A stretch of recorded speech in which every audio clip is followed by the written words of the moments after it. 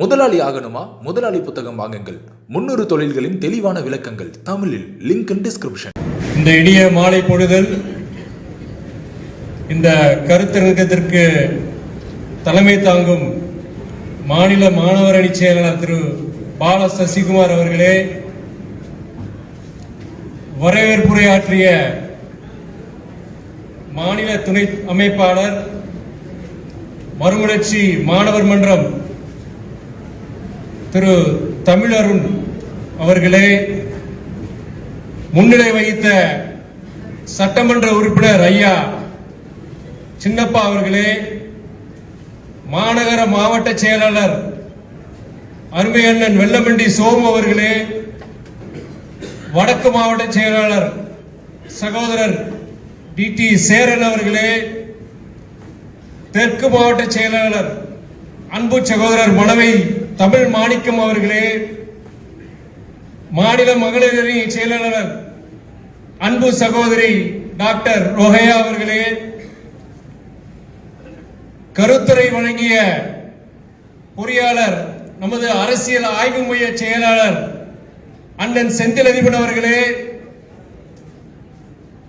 பல நல்ல கருத்துக்களை இங்கே எடுத்துரைத்த கல்வியாளர் சகோதரர் பிரின்ஸ் கஜேந்திர பாபு அவர்களே, இங்கே பங்கேற்றுள்ள இந்த நிகழ்ச்சியில் பங்கேற்றுள்ள சட்டமன்ற உறுப்பினர் அன்பு சகோதரர் டாக்டர் ரகுராமன் அவர்களே, தஞ்சை தெற்கு மாவட்ட செயலாளர் சகோதரர் தமிழ்ச்செல்வன் அவர்களே, மயிலாடுதுறை மாவட்ட செயலாளர் எஸ் மோகன் அவர்களே, அரசியல் ஆலோசனை குழு உறுப்பினர் டாக்டர் ரோவர் வரதராஜன் மாமா அவர்களே, rover institution vice chairman John Ashok அவர்களே, மாநில மருத்துவர் அணி செயலாளர் துணை செயலாளர் டாக்டர் சாய் சங்கேஸ்வரன் அவர்களே, புதுக்கோட்டை மாவட்ட பொருளாளர் சகோதரர் மாத்தூர் கலியமூர்த்தி அவர்களே, நாகப்பட்டினம் மாவட்ட செயலாளர் அன்பு அண்ணன் ஸ்ரீதர் அவர்களே, மாநில மாணவர் அணி துணை செயலாளர்கள் சகோதரர் மணிவண்ணன், சகோதரர் பிரின்ஸ் என்ற இளவரசன், சகோதரர் பழனிவேல், வழக்கறிஞர் பாசறை பாபு, சகோதரர் எழிலன், சகோதரர் ஆசை தம்பி, சகோதரர் வழக்கறிஞர் சத்யகுமாரன், சகோதரர் கோ பாலகிருஷ்ணன் மற்றும் மாநில கொள்கை விளக்க அணி துணை செயலாளர் அண்ணன் என்.எஸ். அழகிரி அவர்களே, மாநில இளைஞர் அணி துணை செயலாளர் சகோதரர் மார்க்கோனி அவர்களே, சகோதரர் ராஜன் இளமுருகு அவர்களே, சகோதரர் துரைசிங்கம் அவர்களே, சகோதரர் வாரணவாசி ராஜேந்திரன் அவர்களே, சகோதரர் சந்திராஜ் ஜெகநாதன் அவர்களே, சகோதரி சந்திரா ஜெகநாதன் அவர்களே, சகோதரர் கே ஆர் சண்முகம் அவர்களே, நன்றியுரையாற்றிய ஆற்றவிருக்கும் விக்னேஷ் அவர்களே மற்றும் மாணவர் அணி அமைப்பாளர்கள், துணை அமைப்பாளர்கள், மறுமலர்ச்சி மாணவர் மன்ற அமைப்பாளர்கள், புதுவை மாநில மாணவர் அணி செயலாளர் பேராசிரியர் அண்ணன் கதிரவன் அவர்களே மற்றும் இந்த நிகழ்ச்சிக்கு உறுதுணையாக இருந்த அத்தனை சகோதர சகோதரிகளுக்கும் என் வணக்கத்தை தெரிவித்துக் கொள்கிறேன். முதல்ல நான் சொல்றது ஒரு 10 நிமிஷத்துல முடிச்சிருவேன். இந்த மாணவ சொல்லுங்களுக்கெல்லாம் சொல்லிடுறேன். நான் ரொம்ப டயர்ட் ஆயிட்டேன்னு நினைக்கிறேன். நான் ஒரு 10 மினிட்ஸ்ல முடிச்சிருவேன். நான் 2 வருஷத்துக்கு முன்னாடி இப்படி இந்த திருச்சி மாநகரில் இப்படி ஒரு கருத்த அரங்கத்தை நான் தொடங்கி வைப்பேன். அதுல இந்த மாதிரி கல்வியாளர்கள் கஜேந்திர பாபு மாதிரி ஆட்கள் வந்து பேசுவாங்க, இந்த மாதிரி சட்டமன்ற உறுப்பினர்கள் கலந்துக்குவாங்கன்னு சொல்லியிருந்தாங்கன்னா கனவு காண்கிறீர்களா என்று சிரிச்சுட்டு போயிருப்பேன். நான் அப்துல் கலாம் அவர்கள் சொன்னார்கள், you have to dream before your dreams can happen.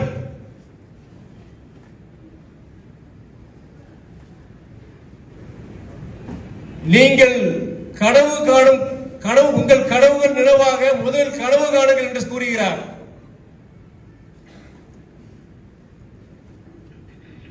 நமது இயக்கத்தினரின் கனவுகள் மெய்ப்பட இன்று இந்த நிகழ்ச்சி சிறப்பாக நடைபெற்றுக் கொண்டிருக்கின்றது.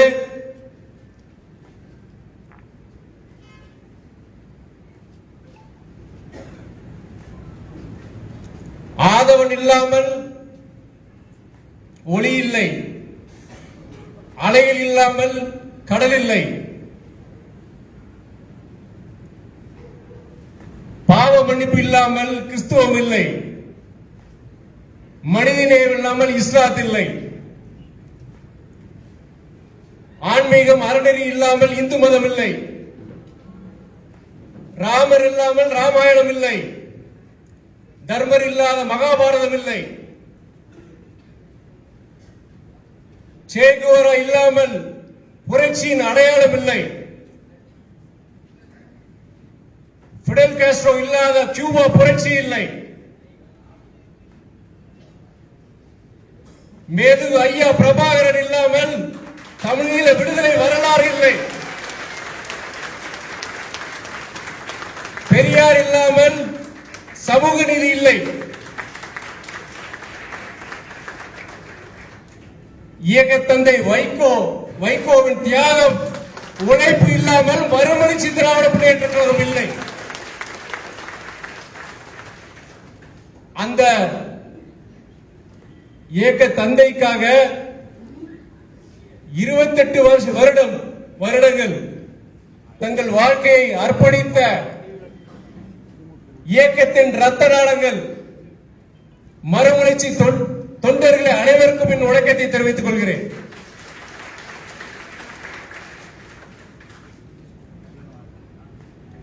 நமக்கு வாழ்த்து மடல் கொடுத்த மாண்புமிகு அமைச்சர் மகேஷ் பொய்யாமொழிக்கும் என் நன்றியை தெரிவித்துக் கொள்கிறேன். எதிர்பாராதவருமாக அவர் இந்த நிகழ்ச்சியில் கலந்து கொள்ள முடியவில்லை. தொலைபேசியில் என்னை அழைத்து மிகவும் வருத்தப்பட்டார். முதலமைச்சர் திடீரென்று ஒரு நிகழ்ச்சியை அறிவித்து விட்டதால் என்னால் வர இயலாது. வர்ற காலங்களில் மிகவும் சிறப்பாக நாம் அனைவரும் கலந்து கொள்ளுமாறு ஒரு நிகழ்ச்சியை கண்டிப்பாக நாம் செய்வோம் என்று ஒரு உறுதியளித்துள்ளார்.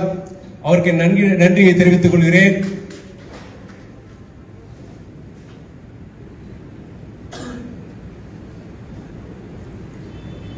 அரியலூரை சேர்ந்த மாணவி அனிதா, விழுப்புரத்தை சேர்ந்த மாணவி பிரதீபா, திருச்சியை சேர்ந்த மாணவி சுபஸ்ரீ, சென்னையை சேர்ந்த மாணவி ஏஞ்சலின், புதுக்கோட்டையை சேர்ந்த மாணவி ஹரிஷ்மா, விழுப்புரத்தை சேர்ந்த மாணவி மோனிஷா, பட்டுக்கோட்டையை சேர்ந்த மாணவி வைசியா, தேனியை சேர்ந்த மாணவி ரிதுஸ்ரீ, நாமக்கலை சேர்ந்த மாணவன் மோதிலால், மதுரையை சேர்ந்த மாணவி ஜோதி சி துர்கா, தர்மபுரியை சேர்ந்த மாணவன் ஆதித்யா, அரியலூரை சேர்ந்த மாணவன் விக்னேஷ், கோவையை சேர்ந்த மாணவி சுபஸ்ரீ, சேலம் தனுஷ், அரியலூரை சேர்ந்த மாணவி கனிமொழி, வேலூரை சேர்ந்த மாணவி சௌந்தர்யா, கோவையை சேர்ந்த மாணவன் கீர்த்திவாசன்.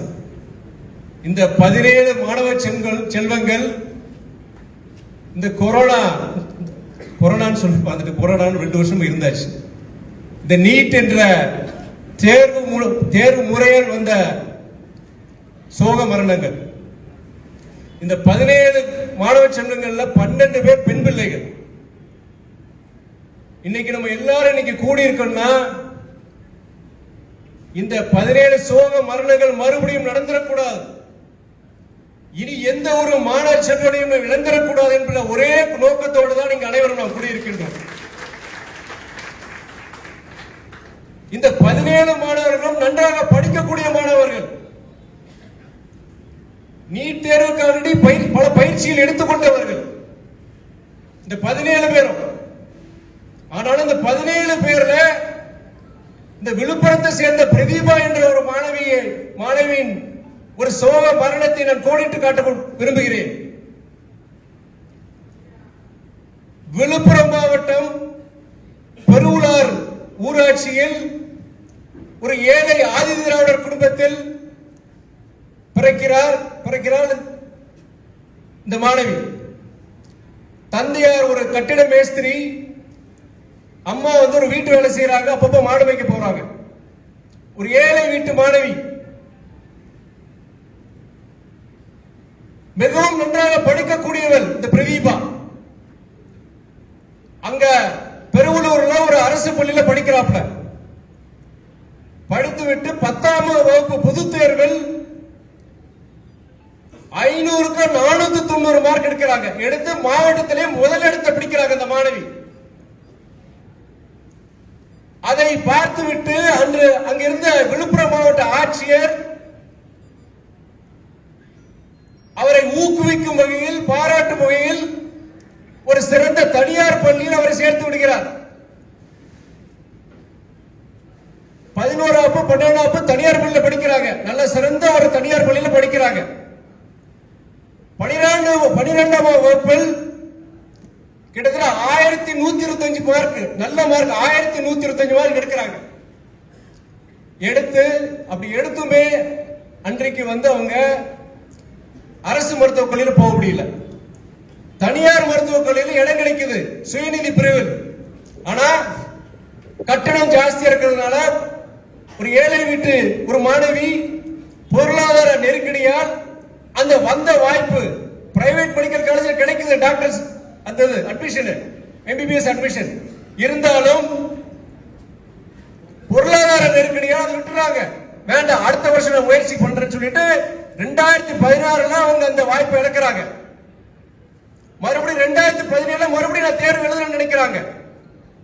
ஆனால் 2017 இந்த நீட் அரக்கன் வந்து விடுகிறான். நீட் எழுதுறாங்க, நல்லா படிச்சு அந்த நீட் எக்ஸாம் எழுதுறாங்க. 155 மதிப்பெண்கள் பெறுகிறார். மறுபடியும் என்னன்னா அரசு மருத்துவக் கல்லூரிக்குள்ள போக முடியல. தனியார் மருத்துவக் கல்லூரியில இந்த சுயநிதி பிரிவில் கிடைக்குது. மறுபடியும் இந்த பொருளாதார சிக்கல்ல மறுபடியும் கைவிட்டுறாங்க. ஆனால் தளரவில்லை மாணவி பிரதீபா. மறுபடியும் 2017 முடிந்த பிறகு நீட் பயிற்சி முகாமுக்கு போகிறாங்க. எங்க? நீட் பயிற்சி முகாமுக்கு. அங்கவே மறுபடியும் கடுமையா அந்த பயிற்சி எடுத்து 2018 மறுபடியும் தேர்வு எழுதுவோம். 3வது வருடம் 2016 ஓடிவிட்டது, 2017 ஓடிவிட்டது. 2018 மறுபடியும் நான் படிச்சு எப்படி நான் டாக்டர் ஆயிரம், மருத்துவர் ஆயிரங்கிற அந்த வெறியில அந்த வைராகியத்துல அந்த மாணவி பயிலுகிறார். ஆனால் 2018 அந்த நீட் எக்ஸாம் எழுதிட்டு காத்துட்டு இருக்காங்க. மிகுந்த ஒரு எதிர்பார்ப்போட கனவோட காத்துட்டு இருக்காங்க. ஆனா அந்த நீட் ரிசல்ட் வரும்போது பெரும் அதிர்ச்சி. நம்பவே முடியாம ஒரு 39 மார்க் வாங்குறாங்க. வெறும் 39 மார்க் வாங்குறாங்க. புரியல அவங்களுக்கு. 10th district first, +2 1125 mark. Private medical college admission கிடைக்குது. நீட் கோச்சிங் போறாங்க. கடன் வாங்கி வீட்டில் இருக்கிற நகை எல்லாம் வித்துட்டு நீட் கோச்சிங் கடன் வாங்கி டியூஷன் போய் மறுபடியும் எழுதுறாங்க. வெறும் 39 மார்க் வாங்கினதுக்கு அப்புறம் அந்த பிஞ்சு மனசு எதுவுமே தாங்க முடியல. மனது உடைஞ்சி விரக்தியின் விளிம்புக்கு சென்று எலி மருந்தை குடிச்சு இறந்துறாங்க. இந்த வாழ்க்கை பயணத்தை முடிச்சுக்கிறாங்க. அத்தோட ஏன் அது பிரதிபா உதாரணம் நான் சொல்றேன். 17 மரணங்கள். குறிப்பா ஏன் பிரதிபா மரணத்தை நான் சொல்றேன்னா, கோடிட்டு சொல்ல கொஞ்சம் சிந்திச்சு பாருங்க. நல்லா படிக்கிற ஒரு ஏழை வீட்டு மாணவி, அவரால் மருத்துவக் கல்லூரிக்கு செல்ல முடியவில்லை. எதனால்? இந்த நீட் தேர்வு முறையினால. ஒரு தவறான ஒரு பிரச்சாரம். கடந்த வருடங்களாக சில அதிமேதாவிகள் ஒரு பிரச்சாரம் எல்லா இடத்துல நீங்க பார்த்திருப்பீங்க. சோசியல் மீடியாவும் நிறைய நீங்க பார்க்கலாம். என்ன பிரச்சாரம்? நீட் வந்துட்டதுனால இன்னைக்கு ஏழை எளிய மாணவர்கள் இன்னைக்கு நீட் போறதுக்கு நிறைய வாய்ப்பு வந்துருச்சு. அந்த மாதிரி பொய் பிரச்சாரத்துக்கு முற்றுப்புள்ளி வைத்து விட்டது பிரதீபா போன்ற மாணவர்களின் மரணம். நன்றா படிக்கிற ஒரு மாணவி நீட் பயிற்சி எடுக்கிறாங்க. 3 வருஷம் ஆயும் போக முடியலையே. இன்னொரு ஒரு பொய் பிரச்சாரம் என்னன்னா, நீட் வந்த பிறகு பிரைவேட் மெடிக்கல் காலேஜ் எல்லாத்துலயும் ஃபீஸ் குறைஞ்சிருச்சுங்க. முன்னாடியெல்லாம் MBBS சீட்டுக்கு 50 லட்சம் 1 கோடி வாங்குவாங்க, இப்பெல்லாம் குறைஞ்சிருச்சுன்னு. அதையும் நான் சொல்றேன், விளக்கி சொல்லணும். நான் இன்னைக்கு ஒரு அரசு மருத்துவக் கல்லூரியில அட்மிஷன்னா ஒரு வருஷத்துக்கு வந்து உங்களுக்கு டியூஷன் ஃபீஸ் 13,500 ரூபாய். பிரைவேட் மெடிக்கல் காலேஜ்ல தனியார் மருத்துவக் கல்லூரியில சுயநிதி பிரிவுல மெரிட் கோட்டால வந்து உங்களுக்கு 3-4 லட்சம் ரூபாய் வருஷத்துக்கு டியூஷன் ஃபீஸ் பத்திரம். மேனேஜ்மெண்ட் கோட்டால தனியார் மருத்துவக் கல்லூரியில கிட்டத்தட்ட 12 லட்சம் ரூபாய் வாங்குறாங்க. இது வந்து டியூஷன் ஃபீஸ் ஆண்டு வருஷத்துக்கு. ஆனா நீட் வந்ததுனாலதான் இது குறைஞ்சதுன்னு சொல்றது மிகவும் ஒரு பொய். இந்த மாதிரி கட்டணங்களுக்கு உண்டான சட்டங்களை கொண்டு வந்து யார், எந்த துறை? நேஷனல் மெடிக்கல் கவுன்சில் போன்ற துறைகள். இது யார்கிட்ட இருக்கு? இன்னைக்கு ஒன்றிய அரசு கட்டுப்பாட்டில் இருக்கு. இந்த நீட் தேர்வு கொண்டு வராமலே இந்த சட்டங்கள், கட்டண சட்டங்களை கொண்டு வந்திருக்கலாமே. நீட் வந்ததுனாலதான் வர்றதுன்றது ஒரு பொய் பிரச்சாரம். இந்த கட்டணம் குறைச்ச பிறகு பிரதீபானால ஒரு மெடிக்கல் காலேஜ்ல போக முடியலையே. பிரதீபா எதனால இருந்தால் நீட் தேர்வு முறை அதனால தான் இருந்தாங்க. ஒண்ணு. அடுத்து இன்னொரு வாதம் என்னன்னா, நாங்க நீட் ஏன் கொண்டு வந்திருக்கோம்னா மருத்துவ தரத்தை நாட்டில் உயர்த்துறதுக்கு அடியில கொண்டு வந்திருக்கிற ஒரு வாதம். அதுவும் ஒரு பொய். மருத்துவ தரத்தை இந்தியாவில் வட மாநிலங்களோட அது பொருந்தாது. தென் மாநிலங்கள்ல தமிழகத்துக்கு பொருந்தவே பொருந்தாது. ஏனால் நாட்டிலேயே மருத்துவத்துறையில் ஒரு முன்மாதிரி மாநிலமாக திகழ்வது தமிழகம். வேர்ல்ட் ஹெல்த் ஆர்கனைசேஷன் WHO உலக சுகாதார மையம் என்ன சொல்லுது? 1000 பேருக்கு ஒரு டாக்டர் இருக்குன்னு, ஒரு மருத்துவர் இருக்குன்னு சொல்றாங்க. அதை இந்தியா நாடு முழுவதும் இப்பதான் அதை அச்சீவ் பண்ணாங்க. தமிழ்நாடு பல வருடங்களுக்கு முன்னாடி அது இலக்கணம் அடைஞ்சிட்டோம். நம்ம இன்னைக்கு தமிழ்நாட்டில் அதோடைய இது எவ்வளவு தெரியுமா? 1000 பேருக்கு 4 டாக்டர்கள். இது எங்க பார்க்க முடியும்னா ஸ்வீடன், நார்வே போன்ற வளர்ந்த நாடுகள் பார்க்க முடியும். அது தமிழ்நாடு நம்ம வச்சிருக்கணுமா? 1000 பேருக்கும் 4 டாக்டர்கள். எண்ணிக்கை மாத்திரம் முக்கியம் கிடையாது, தரமும் கூட. இன்றைக்கு மெடிக்கல் டூரிசம், மருத்துவ சுற்றுலா உலகம் முழுவதும் அமெரிக்கா, ஈரோப் போன்ற கண்டங்களிலிருந்து, வளர்ந்த நாடுகளிலிருந்தும் ஆப்பிரிக்கா கண்ட சில நாடுகளிலிருந்தும் வளைகுடா நாடுகளிலிருந்தும் வருஷத்துக்கு 1000 பேர் வராங்க நோயாளிகள் இங்க சிகிச்சை பெறதுக்கு. ஏன் இங்க வரணும்? யூரோப்ல இருக்கிறோம், அமெரிக்கால இருக்கு, ஏன் இங்க வரணும்? தமிழ்நாட்டுக்கு வரணும் கேட்கிறேன் நானு. ஏன்னா உலகத்தரம் வாய்ந்த மருத்துவர்கள் இருக்காங்க, உலகத்தரம் வாய்ந்த கருவிகள், உலகத்தரம் வாய்ந்த சிகிச்சைகள் இங்க இருக்கு.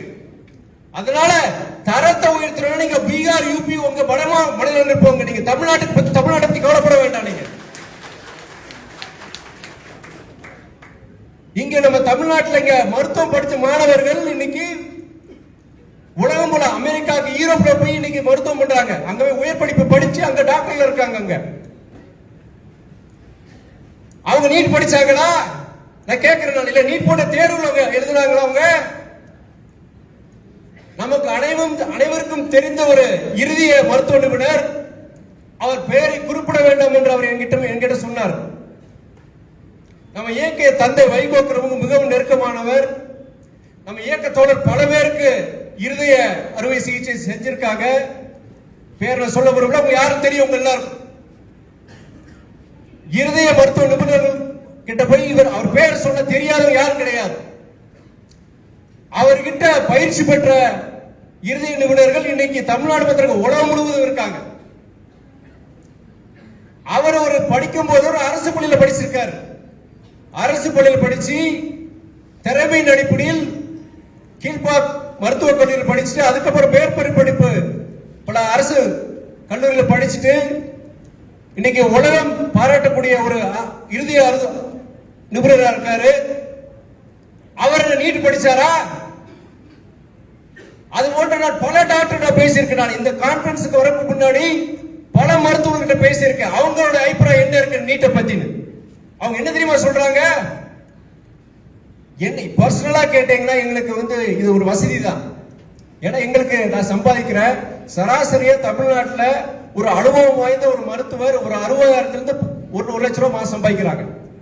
அவங்க என்ன தெரியுமா சொல்றாங்க? எங்க வீட்டு பிள்ளை என் பொண்ணு சரி பையனும் சரி +2 படிச்சுட்டு இருக்காப்ல, நீட் கோச்சிங் அனுப்புவேன், என்ன ஒரு 3 லட்சம் 4 லட்சம் செலவாகும். இந்த வருஷம் இல்லாட்டி அடுத்த வருஷம் அவங்க எப்படி நான் மெடிக்கல் ஸ்கூல்ல சேர்த்துருவேன். நான் எங்களுக்கு நல்ல வசதி இப்போ. ஆனால் தமிழ்நாட்டை நினைத்தால், சமூக நீதியை நினைத்தால் நீட் தேர்வு நமக்கு கூடாது என்று 10ல 9 டாக்டரை கிட்ட சொல்லியிருக்காங்க. தமிழ்நாட்டில் இருக்க டாக்டர் மருத்துவர்களை கிட்ட சொல்லியிருக்காங்க. எங்களுக்கு வசதி, ஆனால் தமிழ்நாட்டுக்கு நல்லது கிடையாது. அவங்க அதை விலக்கி சொல்லணும்னா என்ன சொல்றாங்கன்னா, இங்க எங்க சமூக நீதி வருது நீங்க நினைப்பீங்க. அதாவது மருத்துவம், உயர்ந்த மருத்துவம் சென்னை, திருச்சி, கோயம்புத்தூர், மதுரை, திருநெல்வேலி இந்த நகரத்தில் வந்து இருக்கக்கூடாது. கிராமப்புறங்களில் இந்த சிகிச்சை, இந்த மருத்துவம் இருக்கணும். ஒரு சிறந்த நாட்டுக்கு அதுதான் அடையாளம். நகரத்தில் இருக்க எங்க பசங்க எம்பிபிஎஸ் முடிச்சுட்டு கிராமத்துக்கு போய் அங்க போய் மெடிசன் பிராக்டிஸ் பண்ணுவாங்களா? இது சொல்ற இந்த டாக்டர்கள் சொல்றாங்க. கிராமத்துல படிச்ச பசங்க கிராமத்துல மருத்துவம் பண்ணுவாங்க. நகரத்துல படிச்ச மாணவன் இவனும் யாரும் போய் கிராமத்துல போய் மருத்துவம் பண்ண மாட்டாங்க. அப்படின்னா வர்ற காலங்களில் கிராமப்புறங்கள்ல மருத்துவ வசதி எப்படி இருக்க போகுது? யார் மருத்துவர்கள் இருப்பாங்க?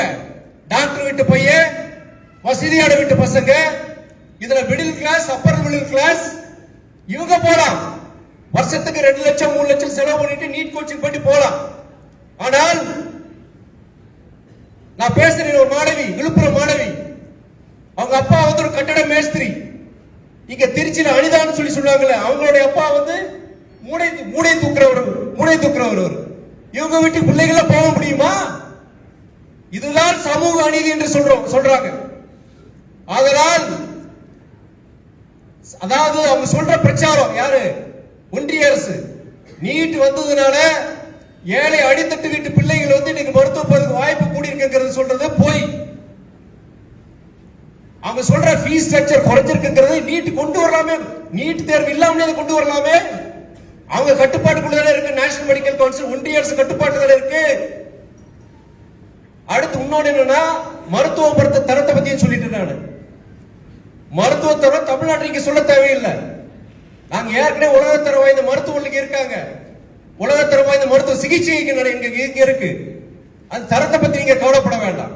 அடுத்து இந்த பள்ளி கல்வித்துறை இந்த முறையை இதையே வந்து கேள்விக்குறியாக்கிவிட்டது நீட். முன்னாடி எப்படி நம்ம பிளஸ் 2ல நல்ல மார்க் எடுத்தானா, பிளஸ் 2ல நல்ல மார்க் எடுத்தா ஒன்று இன்ஜினியரிங் இல்ல மெடிசன் அப்படின்னு போயிட்டு இருந்தோம். ஆனால் இப்போ 2017க்கு அப்புறம் என்ன ஆயிடுச்சு? பிளஸ் 2ல மார்க் எடுத்து அதுக்கப்புறம் நீட் கோச்சிங் பல லட்சம் ரூபாய் செலவு பண்ணி 1 வருஷம் 2 வருஷம் 3 வருஷம் அந்த நீட் கோச்சிங் சென்டருக்கு ரூபாயை கொடுத்துட்டு அதுக்கப்புறம் மருத்துவக் கல்லூரிக்கு சென்றது. இப்போ 4 வருடமா.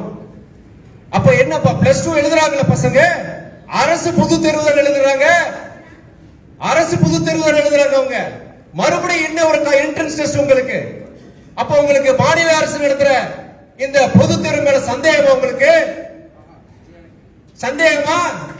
அப்படி சந்தேகம் இருந்தா, அந்த குறைபாடுகள் இருந்தா அந்த நிவர்த்தி செய்யுங்க, வழிகாட்டுதல் கொடுங்க நீங்க.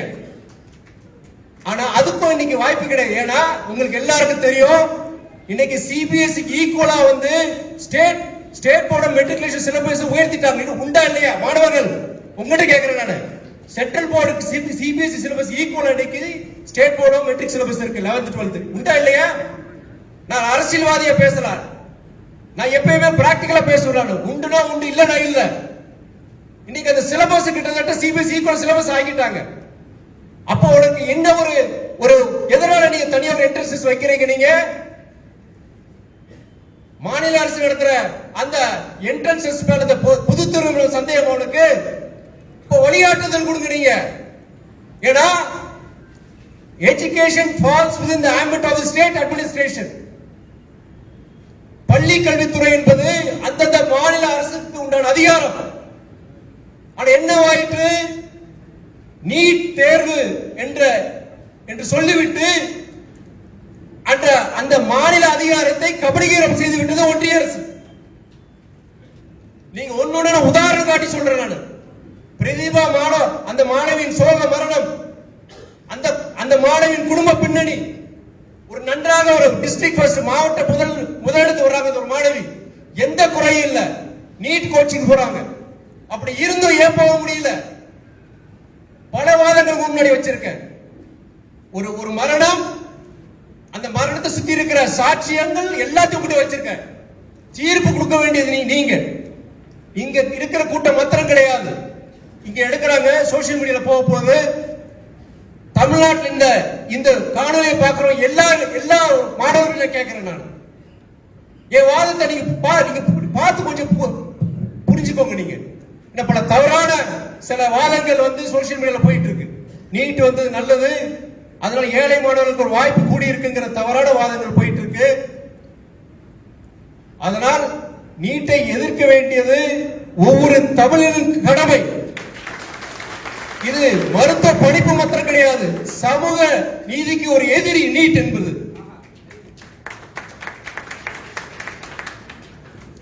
ஒரு வருடத்திற்கு மேலாக கடும் பனியிலும் கடும் வெயிலிலும்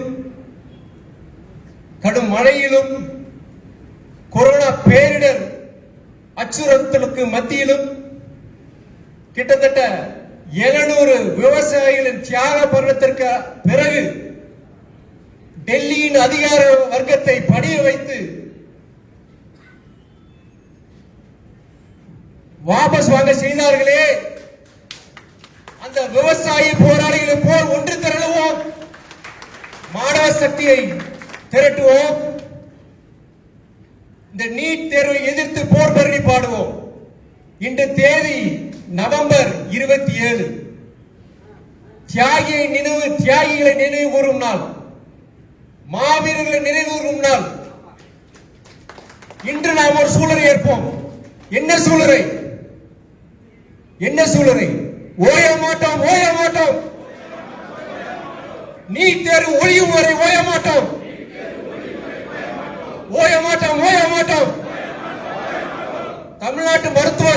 தமிழ்நாட்டு மாணவ செல்வங்களை நீட் தேர்விலிருந்து காப்பாற்றும் வரை ஓய மாட்டோம். நன்றி, வணக்கம்.